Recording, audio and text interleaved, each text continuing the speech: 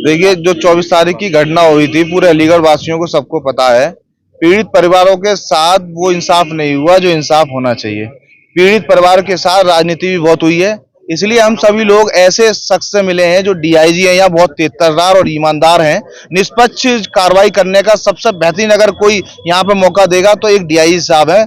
और हम इन पे पूरी उम्मीद के साथ इस ऑफिस में आए और हमने अपनी पूरी विस्तार के साथ बात रखी है, जिसमें सगीर भाई, अदनान साहब और तमाम लोग जो भी हैं, अयाज भाई वगैरह सब लोग शामिल थे, यहाँ जिम्मेदार लोग। तो इसमें सबसे पहले हमने कहा है कि इस जो पीड़ित परिवार है उसको कम से कम मुआवजा दिलवाया जाए, क्योंकि वो लोग बहुत परेशान हैं, गरीब लोग हैं, तो उनकी कुछ मदद करी जाए। दूसरी बात हमने ये रखी है कि जैसा कि ये अदनान हमीद पर जो मुकदमा दर्ज कराया गया वो फर्जीफिकेशन है, उसका कोई भी ऐसा आधार नहीं है जिसकी बुनियाद पर वो मुकदमा माना जाए, लेकिन पुलिस ने दबाव में आकर वो मुकदमा दर्ज कर लिया है। तो हमने ये कहा है उनसे कि आप इस मुकदमे को जल्दी खत्म करें।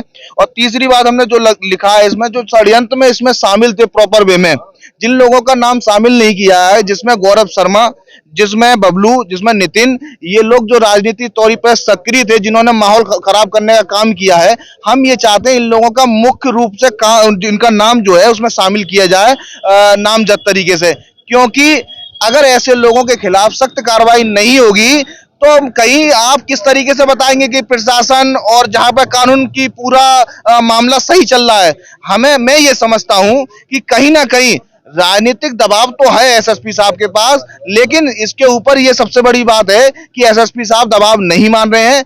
लेकिन ये भी बात है कि काम भी तेजी के साथ नहीं हो रहा है। जिस तरीके से पुलिस प्रशासन को इन सबको गिरफ्तार करना चाहिए, वो पुलिस प्रशासन ने उस तेजी के साथ लोगों को गिरफ्तार नहीं किया है। आज हम मिले हैं और अपनी हमने बातें रखी हैं, जो जो अभी जानिब भाई ने बताई हैं बातें, क्योंकि हमने डीआईजी साहब से कहा है, डीआईजी साहब ने हमें आश्वासन दिया है और कहा है कि गिरफ्तारियों में जो भी देरी अगर हो रही है, क्योंकि वो लोग फरार हैं, हम गिरफ्तारी करेंगे, इनके वारंट काटेंगे, हम इनकी 82-83 लेंगे और इनको जेल भेजने का काम करेंगे, जिससे कि शहर में अमन शांति बनी रहे।